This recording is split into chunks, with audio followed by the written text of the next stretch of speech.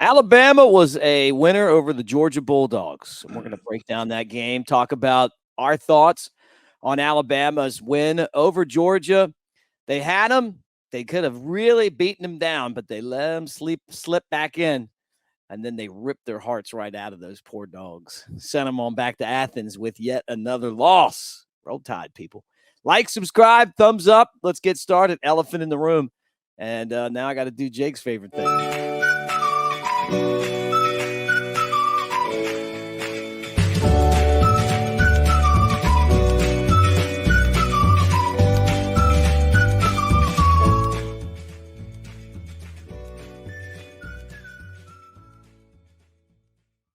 So the elephant in the room is Jake Coker today. I'm Mick Gillispie. Thanks for hanging out with us on Elephant in the Room. And what a game on Saturday. What a game. Who's responsible for that graphic? Is that a Dunaway piece?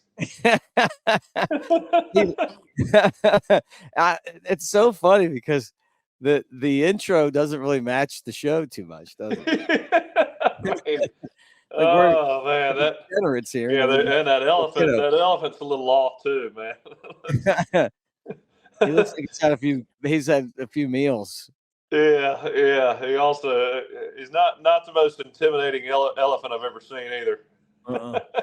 No, but what a game, man. I mean, what a game. I'm still just sitting here laughing because first off, just because they thought they were going to come back and win. And then secondly, like the minute they got the lead, one play, we pulled out a Daniel Moore classic on them, sorry guys. Hey, that's the second pass that Jalen Milroe has thrown that's going to be one of the most iconic Alabama football plays in the last decade. And well, I mean, you say the last decade, really when you put touchdown passes thrown in Alabama football history, I mean, what would be your top five? Those two to me are unfortunately Isaiah Bond is gone now, so I mean it kind of ruined it. But it's in terms of Prince, that would have been one of the best ones.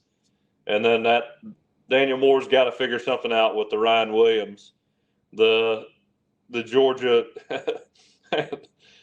Georgia and Auburn on the short end of this one. Then you got the second and 26. Yeah, those three. Oh yeah, those three. And then what are the other ones that you would include in there? I mean, the touchdown pass that AJ threw to Amari Cooper. That's got to be one that is thought about at least. Taking the lead over Georgia in the SEC championship game. Yeah, I know that one. AJ's pass that when we beat LSU down there, pretty iconic. Yeah, I guess that was more of a screen pass. I mean, but still, I mean, it was a pass. Yeah, Blake Sims touchdown in overtime to DeAndrew White. That's one that may be on there. Yeah. Man, other than those three passes, I'm trying to think. I know there's some that people, if this was a live show, people would be wearing us out in the comments about other plays. Well, let us know, guys. I mean, what are your five? What are your five most iconic Alabama touchdown passes? I mean, this is a great, kind of a great topic because that Ryan Williams play is one of the best ever in the history of Bryant-Denny Stadium. I mean, it's amazing. I mean, just everything that he did. He said that he felt like he was in slow motion when he was when he was turning away from those guys.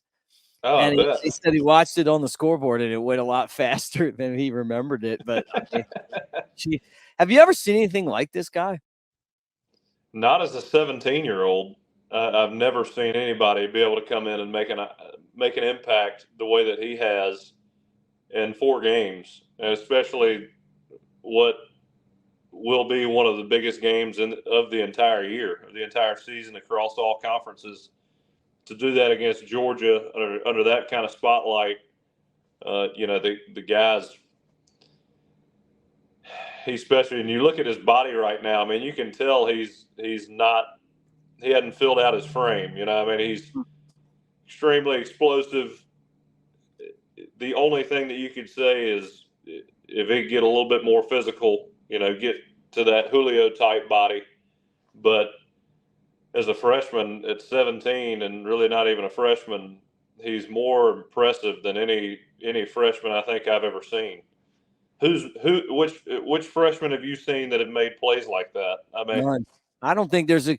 They were asking me who I thought he was comparable to, and I said Willie Mays.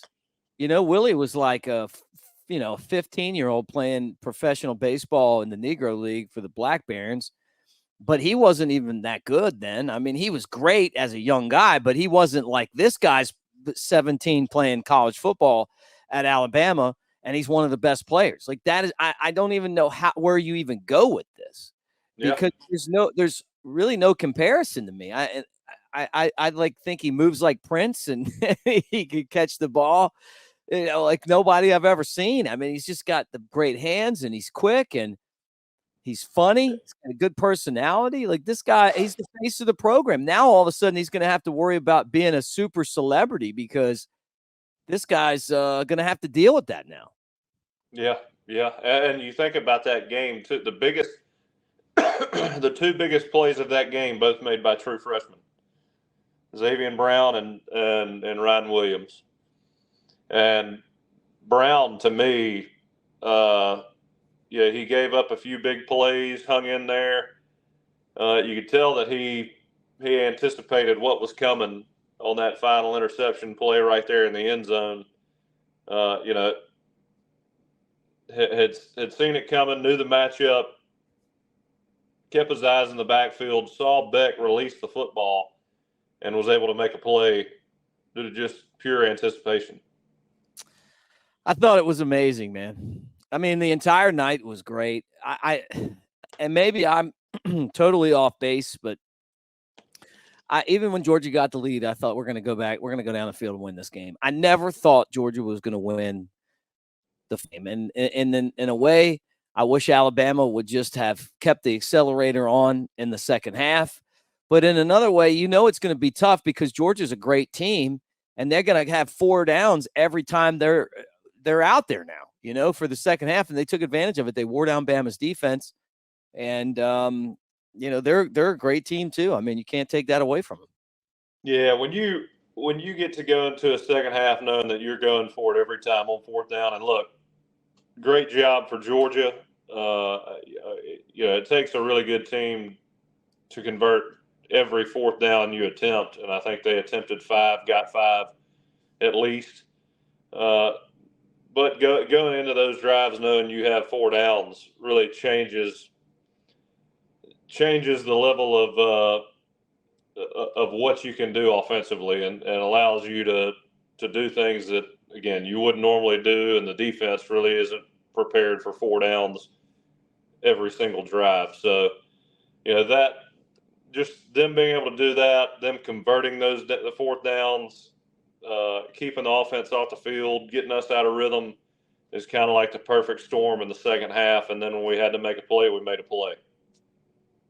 And hey, it's tough. Just good. It's tough for me to not see you when I'm talking. It's driving me crazy on the screen. Yeah, well, the people at home are like, we need Mick off the screen. We just want to see. We want to see the guy that they were calling Croker at the golf tournament on Friday. And I wouldn't blame him for that at all. I gotta tell you, man. Thanks to Robbie Glenn and all those guys for really showing us a great time on Friday at the Striker Strong golf tournament. Robbie played baseball at Alabama, and he even has a picture of him doing a split over at first base from his days as a baseball player. But really good guy, and you guys check out strikerstrong.org and donate. We had a blast. I tell you what, man, and it's for a great cause. So shout out to Robbie and all the people that put that together. So, okay, how concerned were you that we weren't gonna figure out a way to win that game when they took the lead? Were you convinced that we weren't coming back, or did you think, hey? Because I'm going to tell you my thought process. I felt like the second half of the game, we were just playing too conservative with the lead.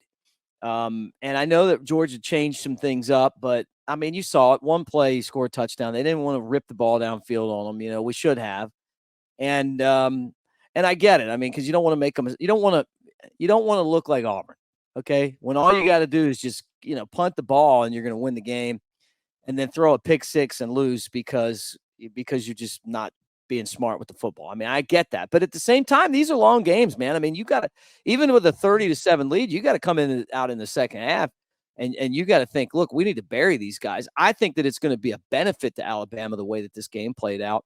But were you concerned that they weren't going to be able to figure it out? Or did you think that we were going to come down the field and win? Well, the only reason that I was concerned is because Georgia under Kirby Smart, they have that mentality. They're built to win games. They've been through it before, been in close games, pulled it out due to the maturity of their players, the leadership they have, the leadership from Coach Smart. I mean, you've seen it a million times from Alabama. Alabama, especially under Coach Saban, was never done. I mean, you could put as many points up as you wanted to. You were held to a standard at Alabama, and guys were going to play no matter what the score was. And there's just never any quit. And that's the way Georgia's built now. I mean, when I was watching that game when we were up 28-0, I was like, hey, you better keep the pedal down because Georgia's going to figure it out at some point. I mean, they just have too many playmakers. When you've got a quarterback like Carson Beck who's seasoned, who understands what he's seeing, he had some issues to begin with. But at the same time, we talked about this earlier last week or later last week. Georgia they don't have a stable of receivers that they've been relying on for years that have been around. Brock Bowers, Ladd McConkey. They don't have those same guys, and so you saw it early on, especially when we brought pressure. I think we gave them a cover zero look one time on one of those interceptions. Their receivers don't see it. Carson Beck's expecting to do one thing. Some of those guys are out blocking, and he throws it not knowing where they're going to be or expecting them to be somewhere where they weren't, and it's an interception. And then he missed. He made a bad throw, and he also, I think, he just flat out missed Jihad Campbell on that interception. But there was a few miscommunications early. I thought Kane did a great job. But when they finally settled in, saw what Alabama was doing defensively, and you don't just do that without a quarterback who knows what he's doing and understands what he's looking at. So you knew they were going to settle in, and we just had to keep the momentum going, take advantage of some of those turnovers, which I felt like we did not do after we were up 28-0. I didn't feel like we didn't do it. We didn't do it. And so, when you get up on a team like Georgia, you got to understand that, everything's clicking, everything's going right. Things aren't going to go that way the entire game, most likely. And when you turn the ball over, especially in their territory, you got to score. You got to do something. Well, the way that it turned out, Bama wins again. It was another win over Georgia. A lot of these games have come down to the end, and they've been classics. This is another one. I mean, it's up there. You were mentioning the Amari Cooper game, where Georgia had the ball going down the field at the end, and then the clock ran out on them. That was for the SEC championship one year. Obviously, 26 was an interesting one, and a great win for Alabama. I have to put Julio LSU too, from Greg McElroy. I have to throw that even though it's technically not a downfield throw. Where he stiff-armed the guy and took that short pass and then just ran, like stiff-armed one dude and then ran down the field. That was a great like 75 yards. It was like it set the tone, and that's when we took over the game. Yeah, that was awesome. Throw that one in there too. Yeah, those are great plays, but man, not with you just blew a 28-point lead and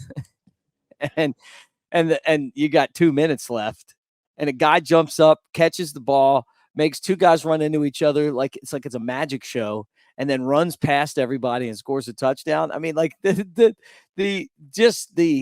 incredible nature of that play to me is unbelievable. But yeah, I was at that game, that LSU game, 2008, I think it was. That was amazing. Yeah, and another one of those deals I was kind of on the fence with was those last few drives of the game. We were snapping the ball with 20 seconds on the play clock, and I was sitting there thinking, do you run it out? Do you run it down to 2 seconds, or do you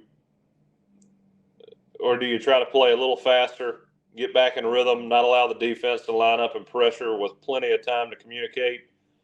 I don't know what you think about that, because I saw a bunch of negative comments on it, but I'm sitting here thinking, you've already kind of given up a lot of this lead, and by slowing the game down, if you feel really comfortable being physical with somebody and you can run the ball, that's one thing, and get first downs running,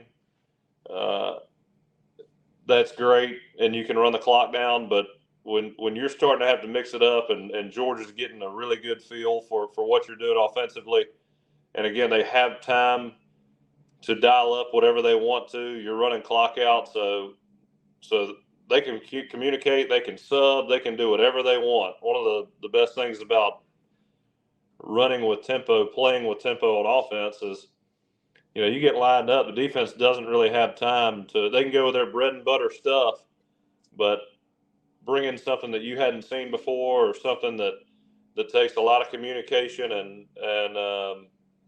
and preparation is hard to do on a defense when they don't have much time to do it, to line up, so mm-hmm. you kind of try to just pick in between two evils. Do we run the clock out, or do we try to establish something on offense and not allow Georgia to have the upper hand? I kind of lean both ways. It all worked out, but it's a tough decision to make at the time. Yeah, I kind of felt like Alabama needed to do a better job running the ball. I mean, they had less than 20 yards in the second half on the ground, right? You got to do What was the time of possession in the second half? What was the breakdown of time of possession in the second half? Because honestly, I think we had the ball more than Georgia throughout the game, but I think I believe Alabama won the time of possession battle throughout the game by 4 minutes, but second half, Georgia had to have dominated the time of possession. Yeah, no, they did. I mean, and I don't have it. I'm going to try to find it, but it was, it was, they tired Alabama out for sure in that second half. I mean, they did, and you could tell that Bama was tired. I think they should have ran the clock down more. I mean, I don't think that's a unfair statement. I mean, I don't, and I know some of the fans were pretty upset with the way that the time of possession was handled. Okay, so yeah, Bama ended up with 32 minutes and Georgia with 27, but I don't know where I can find this broken down by half. Yeah, it's not on here, so I'll have to dig that up somewhere else. But I mean, I thought that Alabama needed to be more aggressive. I think that that one thing that they're going to have to do a better job of is run the ball. And when basically the second half came, we got a little bit too conservative. We got out of rhythm. Georgia made some adjustments. We needed to make some adjustments with them. It's hard to protect a big lead. They're going to take the ball and go every time 4 downs. But the biggest thing to me, though, Jake, was that they kept trying to throw interceptions, and we kept trying not to catch them. We need to catch those interceptions. I mean, like, it was like we did a lot of this. Like, oh. Yeah, I thought Malachi was going to have one too. But having said all that first half especially, that was one of the best coaching performances I've ever seen. Just, it was so obvious that Alabama was so prepared on offense, especially in the first half. When Georgia brought pressure, there was an answer. We ran the ball. We had them out leveraged. Everybody was in the right spot. Only thing I didn't particularly like, which I think the plays were there, it's not something you run all the time. Those 2-trick plays when you're moving the ball, you remember those 2 plays. when you're moving the ball and you got rhythm and of course, if you score on them, that is a momentum builder. It galvanizes the whole team. But we got to be prepared to run them, and that one double reverse screen, man. If Proctor just gets out there, yeah, and blocks that one guy, it's out of here. It's gone. But that's the risk you take when you're running a trick play. You just, again, it's not something. It's not your bread and butter. It's not something you've been doing since the start of camp, and you just got to know that even if it's set up perfectly, it may not still work. I mean, I love just taking a chance and seeing what may happen, but at the same time, it's like, man, if we're moving the ball, we got rhythm. Let's keep it up. yeah. But again, that's about the only negative thing I can think of from that coaching performance, if you even want to call it that. I mean, again, they just Jalen Milroe was so prepared, led that team, knew exactly what was coming, made plays, got it to the right guys. Kalen DeBoer,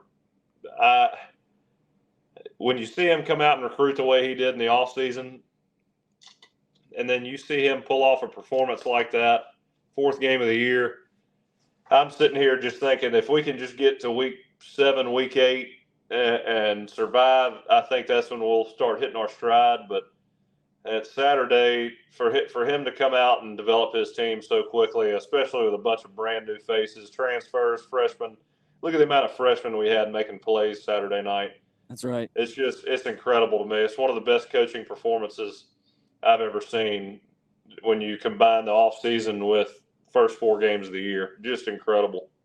Yeah, they looked like they had no idea what was coming in that first half, and it was awesome. It was great watching Alabama just absolutely destroy them, and it would have been nice if they just would have done it in the second half. But at the same time, it gives you things to work on. You got to stay humble. You got to stay within yourself. I think it shows how good this coaching staff is, and that they were ready to kind of step up and show what they're all about. But it's only one game. As much as we love this and it was great, you still got to take on Vandy. You still got to play South Carolina. You still got to play Missouri. You still got to play Tennessee. I mean, you got a lot of great games left. It's one game, but that game right there sets the tone for what to expect from Alabama. What our potential can be after Kalen DeBoer's really solidified himself, his beliefs, his standards, everything within that program. Again, to get that level of buy-in from those guys this early on, and I love his demeanor. You can tell all those players feed off that. There's a very calm mentality out there. Right. And I think everybody feeds off that from Coach DeBoer. Yeah. I think he's brought that. I mean, Coach Saban was very calm. You always had you always had a ton of belief in Coach Saban. If he's coaching your team, you got a chance to win, and you feel like the plan is there. The only person that can let anybody down is the players. That was the confidence you had playing for him. And, right. He was like Clint Eastwood. Yeah, you know what I mean? Yeah. Like it's like Clint Eastwood. Like he wasn't always going to be happy, but you were just going to walk in a room like that movie Unforgiven, and people are going to be like, "Oh my god," there he is. All you need to know is Clint Eastwood was in the movie, and you're going to be pleased. Yeah, right. Nick Saban, my compliment, Clint Eastwood. And then I told you guys already that Greg Maddux, I just feel like I get this Greg Maddux vibe from DeBoer. I think people are realizing he gets doubted all the time because he shows up and he just doesn't look like you, and he's too nice and all this stuff. And then he goes out there and he has this killer instinct, and the guys play hard and they do it the right way. It's not like it's not like we're out there playing the wrong way. Even at the end of the first half, I thought the officials needed to get the Georgia sideline off the Alabama players. You're out there playing. You're not trying to get pushed by the sideline guys. You're not trying to have people that aren't even in the game run up and get in your face. So I'm sorry. I thought the officials could have done a better job of getting that halftime done. But I don't look at this team and say, hey, Yeah, they're not that disciplined. was one of the worst. That was one of the dumbest. I can't remember who it was. It was but our guy running in there late and just shoving a guy in the back. It was like, what? I mean, what are we doing? That just looks like just hairy high school type stuff. You know, I mean, come on now. Y'all just get back to the locker room, but get back there and then yeah. get ready for a second half. Well, I'm going to tell you, man, I loved every minute of it. I loved us beating them the way that we did. Jake, I loved it when we reached right in between their rib cage and grabbed their heart out. Well, And drank their blood. just imagine how debilitating it is We've got for them again. not just Georgia, but you look at, I mean, really, you look at Auburn, the coaching turnover they've had in the last really 10 years. And I do think Hugh Freeze is going to be good at Auburn. I think it's just he's finally got to get his guys in there, but it is taking longer than I thought. But to watch us, do you think, over the summertime, you're hearing all this chatter and, everybody's talking trash and everybody's leaving.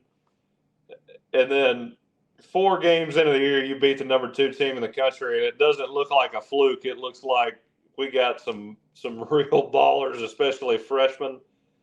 It just looks like, if you're a competing fan base, you're just like, well, we got to line up again and take our licks. This is never going to end. Yep.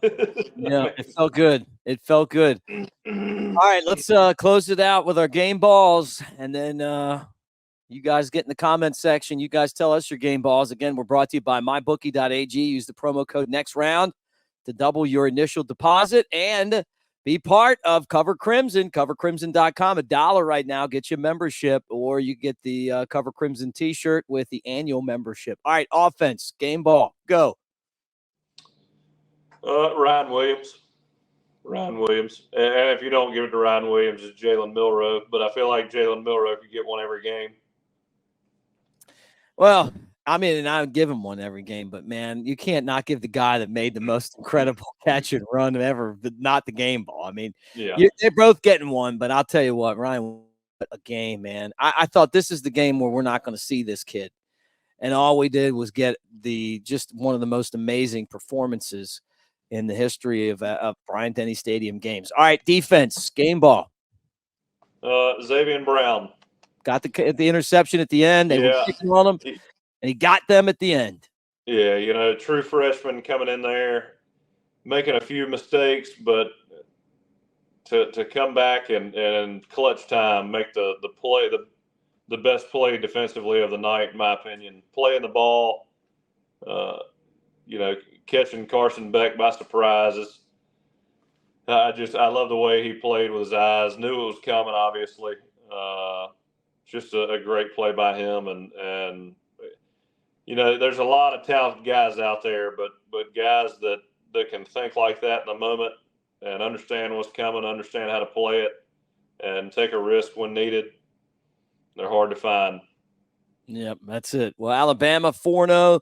And Jake, I don't know if you saw this, but they are numero uno in the AP poll again, number 1. Back to number 1. You didn't think that was going to happen with Coach DeBoer, did you? Not this quickly. Not week 5. I mean, and I think that's fair. I mean, who would have thought that? But I think people saw the power of Alabama unleashed. And the other thing is I believe that the country is kind of catching on to this Jalen Milroe thing. I don't think it's a surprise anymore. Yeah, and I think everybody always thought that Mal Moore is one of the greatest Alabama figures to ever live. I mean, Greg Byrne with Nate Oates and Kalen DeBoer, and I know it's early on in the season. We got a long way to go, but if this is an indication of what's to come, this may be the best 2 hires. Coach Saban, you knew who Coach Saban was when he showed up. You knew what you were getting. I don't think anybody thought we'd get 7 national titles, but you knew we were going to be in the mix and most likely win multiple national titles with Coach Saban. to bring in two guys, just the nuts to be able to go grab two guys that you knew everybody was going to be skeptical of when they were hired, and then have them come through, work out, and look like they're going to have programs in the mix quickly is just, it's insane to me. It's unbelievable work by Greg Byrne. Yep. Well, guys, thanks for hanging out with us on Elephant in the Room. If you're in Nashville for the Alabama-Vandy game Friday, we're going to do the tailgate show at Live Oak from 1 to 4. So Friday, if you're at Music Row, swing by and say Roll Tide to us. And we got some special guests that'll be there as well, including, we're hoping that Ryan's going to be there. Ryan Anderson. I think Ryan would enjoy Nashville. It's going to be fun. 22 builds. Hey, everybody, thanks for hanging out with us. And again, we appreciate it. Roll Tide.